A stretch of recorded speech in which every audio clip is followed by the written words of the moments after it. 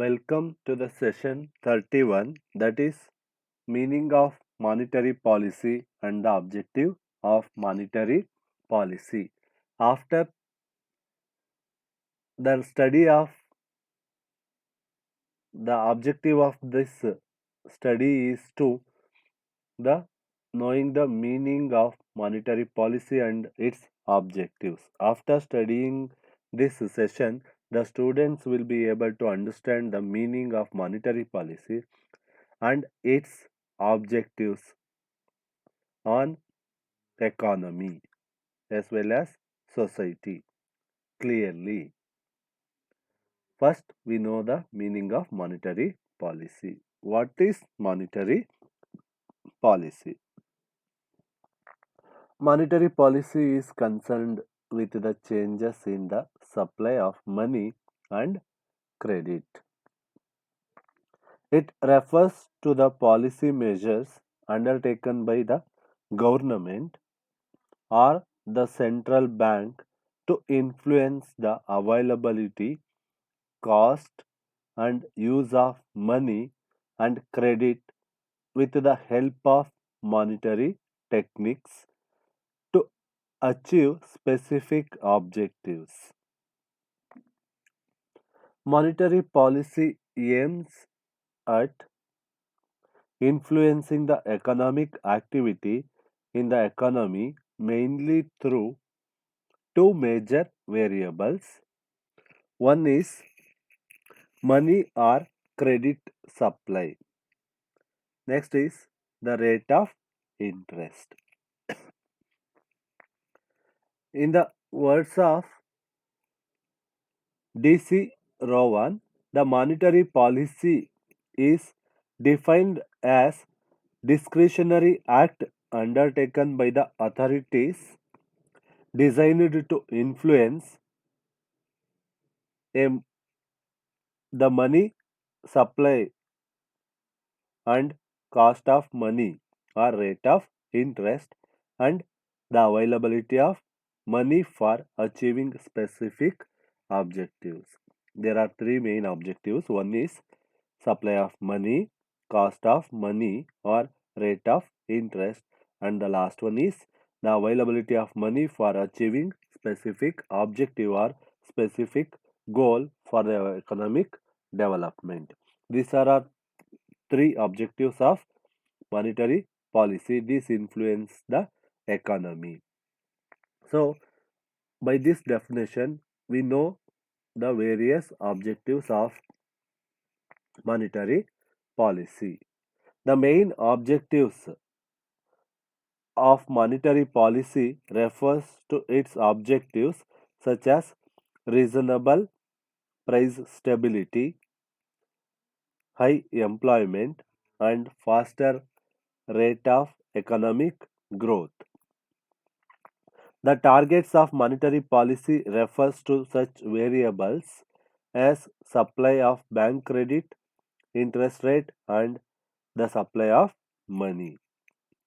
These are all objectives are discussed in step by step. First one objective is stabilizing the business cycle. Monetary policy has an important effect on both actual GDP and potential GDP because the actual GDP is varies from the potential GDP.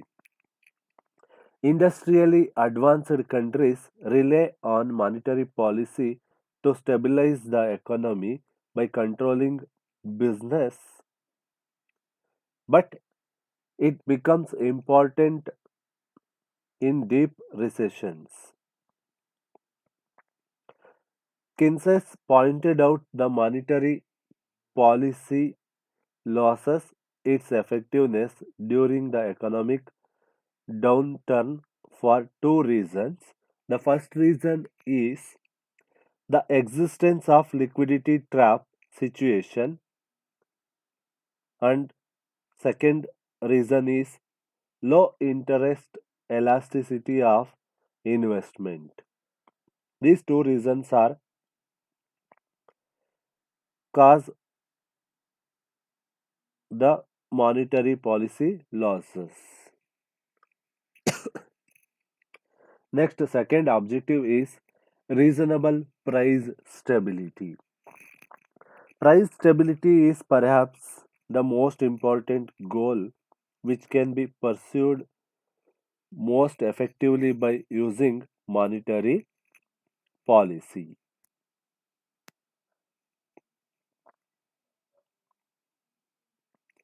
In a developing country like India, the acceleration of investment activity in the face of a fall in agricultural output creates excessive pressures on prices. The food inflation in India is a proof of this. In such a situation, monetary policy has much to contribute to short run price stability.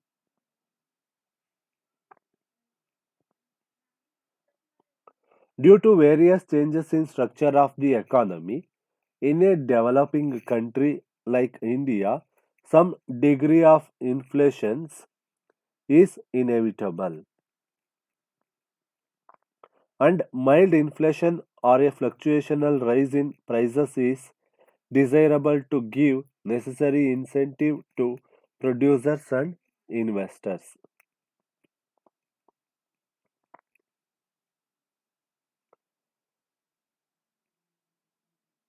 Price stability is also important for improving a country's balanced payments in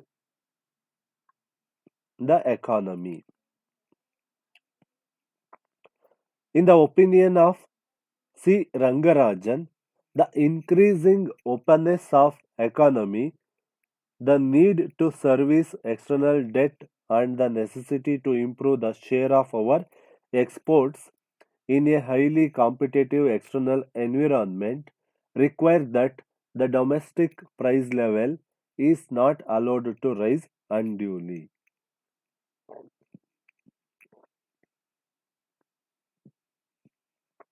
This is more so in view of the fact that India's major trading partners have achieved notable success in recent years in achieving price stability.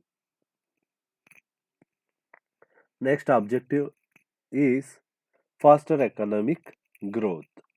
Monetary policy can promote faster economic growth by making credit cheaper and more readily available. In this, industry and agriculture require two types of credit. One is short term credit to meet working capital needs, and second one is long term credit to meet fixed capital needs. The need for these two type of credit can be met through commercial banks and development banks. Easy availability of credit at low rates of interest stimulates investment or expansion of society's production capacity. This in turn enables the economy to grow faster than before. Next, fourth point is exchange rate stability. In an open economy, that is one of the whose borders are open to goods, services, and financial flows. The exchange rate system is also a central part of monetary policy.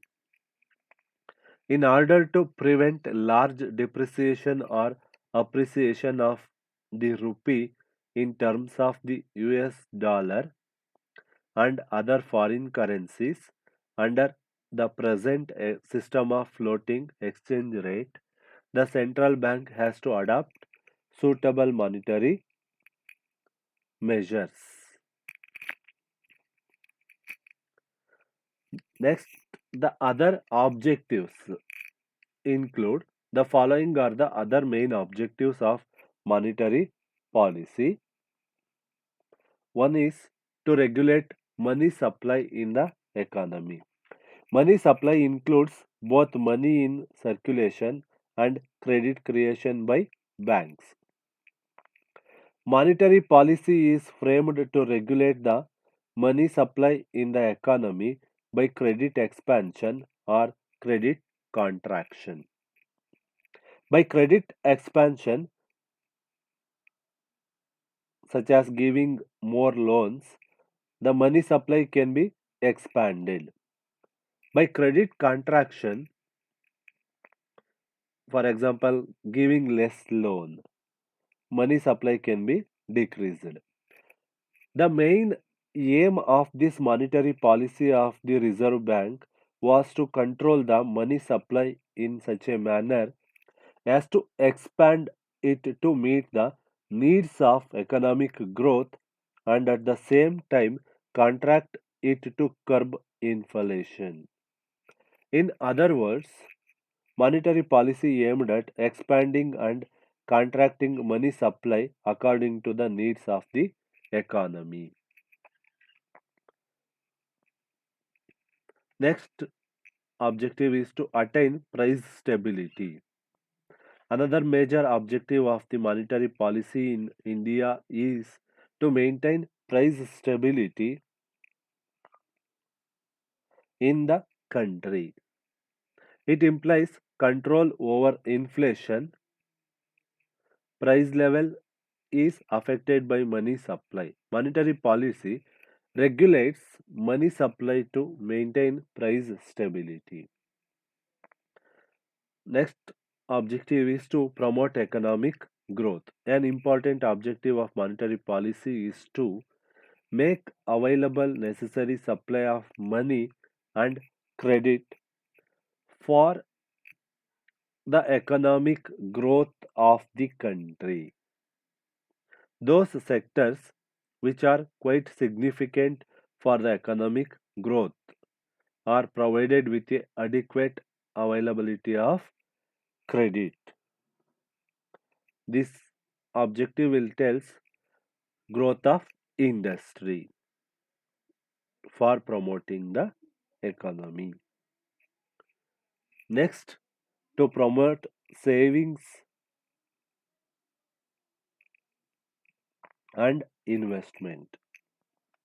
By regulating the rate of interest and checking inflation, monetary policy promotes savings and investments in the country. Higher rate of interest is provided for promoting savings and investment. It is the action of RBI to promote the savings and investments through monetary policy. Next is to control business cycle.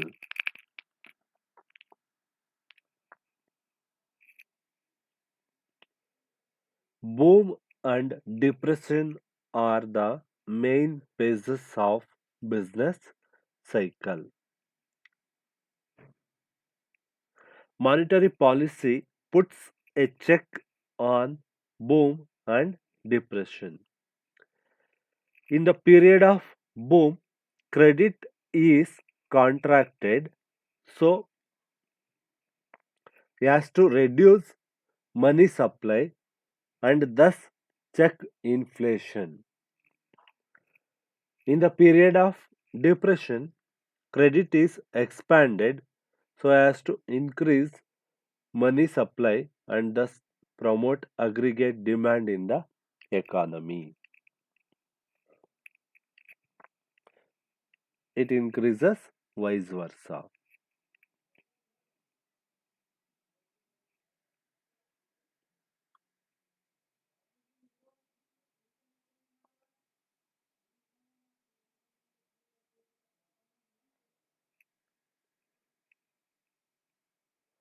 Next is to promote exports and substitute imports. by providing concessional loans to export oriented and import substitution units. Monetary policy encourages such industries and thus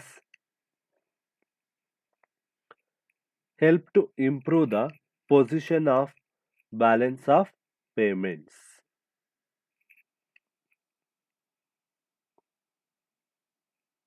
By promoting exports and substitute imports,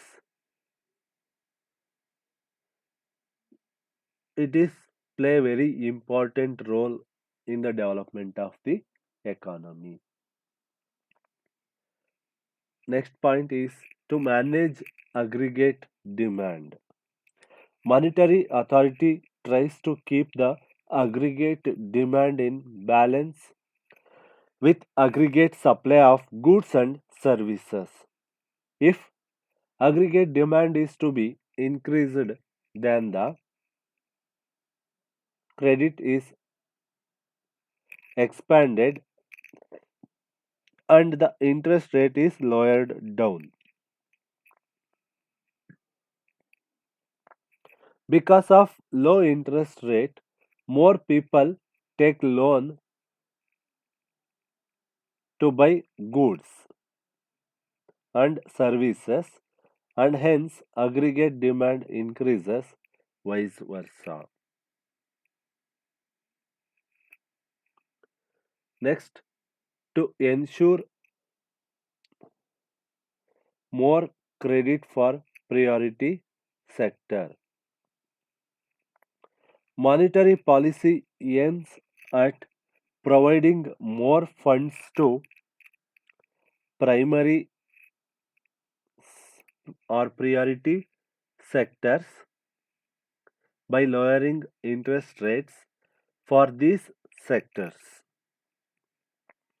These priority sectors include in the economy are agriculture, small scale industries, and other weaker sections of the society, etc.